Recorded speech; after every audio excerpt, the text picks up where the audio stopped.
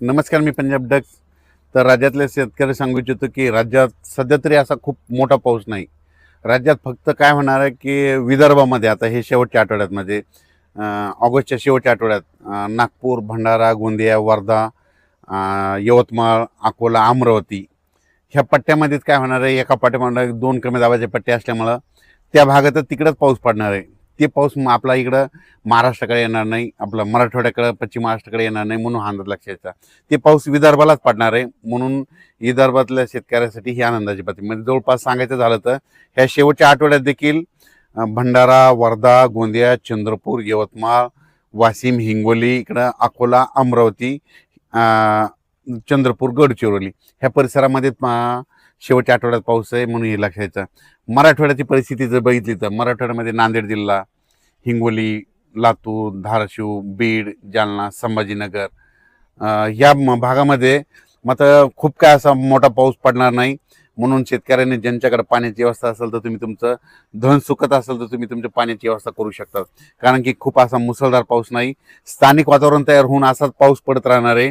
म्हणजे एवढे 10 दिवस म्हणजे 1 सप्टेंबरपर्यंत म्हणजे असाच विखुरलेल्या स्वरूपात मराठवाड्यामध्ये बीड जिल्हा झालं, लातूर जिल्हा झालं, जालना जिल्हा झालं, संभाजीनगर, नांदेड, हिंगोली, लातूर, धाराशिव ह्या जिल्ह्यामध्ये काय होणार, असाच विखुरलेल्या स्वरूपाचा तुरळक ठिकाणी पाऊस पडणार आहे. सर्वदूर काय पडणार नाही, म्हणून हा अंदाज शेतकऱ्यांनी लक्षात घ्यायचा. आणि त्याच्यानंतर पश्चिम महाराष्ट्राकडं सोलापूर जिल्हा, सांगली जिल्हा, अहिल्यानगर, पुणे या पट्ट्यातल्या जे शेतकरी तर त्यांना देखील सांगू इच्छितो की तुमच्याकडं सध्या तरी म्हणजे 1 सप्टेंबरपर्यंत तरी मोठा पाऊस नाही. म्हणून तुम्ही तुमच्याकडे जर पाणी असेल तर तुम्ही तुमची व्यवस्था, धन सुकत असेल तर पाणी द्यायची व्यवस्था करू शकता. त्याच्यानंतर कोकणपट्टीचा ते पाऊस सरी मात्र ते चालूच राहील. म्हणजे कोल्हापूरपासून ते पालघरपर्यंत त्या सरी सुरू राहतील. नाशिककडे देखील अशा पाळ्या येत राहतील, सरी येत राहतील. तिकडे काही खूप मोठा पाऊस नाही, म्हणून हा अंदाज लक्षायचा. त्याच्यानंतर इकडं नंदुरबार जिल्हा, धुळे जिल्हा, जळगाव जिल्हा आणि बुलढाणा जिल्हा तिकडे काय होणार आहे, ह्या शेवटच्या आठवड्यात एका पाठीमागं 1-2 कमी दाबाचे पट्टे जात असल्यामुळं शेवटच्या आठवड्यात मात्र त्या धुळे जिल्हा, जळगाव जिल्हा, नंदुरबार, बुलढाणा, अकोला, अमरावती ह्या पट्ट्यामध्ये काय होणार आहे, त्या परिसरामध्ये पाऊस पडणार आहे, म्हणून हा अंदाज लक्षायचा. पण राज्यात सर्वदूर सगळीकडे पाऊस पडेल असं काही सध्या तरी परिस्थिती नाही.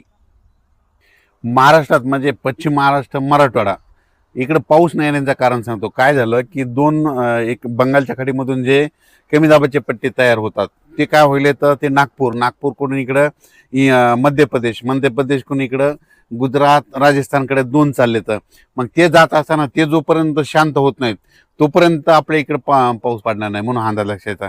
तसंच आता देखील परत 2 कमी दाबाचे पट्टे आहेत, ते लो प्रेशर आहेत, ते जाणार आहेत. त्याच्यामुळे काय होणार आहे, ते विदर्भातच पाऊस पडणार आहे. मराठवाड्याकडं आणि पश्चिम महाराष्ट्राकडे खूप काही मोठा पाऊस पडणार नाही.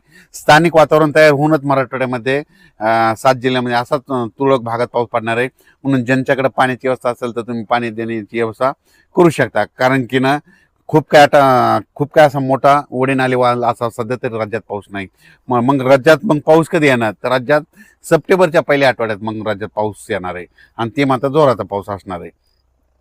सध्या फक्त वरुण राजाची बॅटिंग फक्त विदर्भाकडेच आहे, म्हणजे त्यांच्याकडेच आहे. कारण की ना मग त्याच्यामध्ये कोणतं सांगतो की परत एकदा सांगतो, वर्धा, नागपूर, भंडारा, गोंदिया, चंद्रपूर, यवतमाळ, इकडं अकोला, अमरावती, पुन्हा मध्य प्रदेशचे जे लगतचे तालुके आहेत मोर्शी, अचलपूर, दर्यापूर, त्याच्यानंतर इकडं परतवाडा, इकडं जळगाव, जामोद ह्या पट्ट्यामध्येच काय होणार आहे, ह्या शेवटच्या आठवड्यात मध्ये आता म्हणजे 18 ऑगस्ट ते 30 ऑगस्टपर्यंत त्या परिसरामध्येच विदर्भातच पाऊस पडणार आहे.